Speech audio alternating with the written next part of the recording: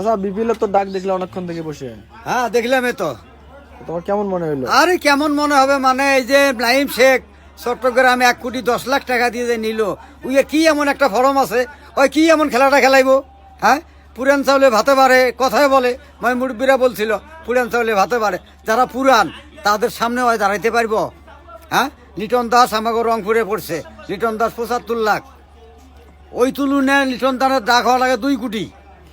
হ্যাঁ, মোহাম্মদুল্লাহ রিয়াদ যে কোনো ম্যাচ ওই ঘোরার সম্ভাবনা তার আছে, তার কেবিট আছে 35 লাখ মাত্র, তার হওয়ার দরকার 2.5 কোটি।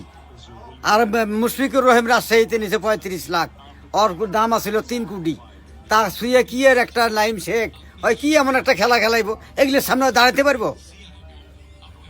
এগুলোর সামনে দাঁড়াতে পারবো? এই যে কি ফরমটা আছে, সেটাই তো দেখবো আমরা নাকি? আমরা তো সেটাই দেখার অপেক্ষায় রইলাম।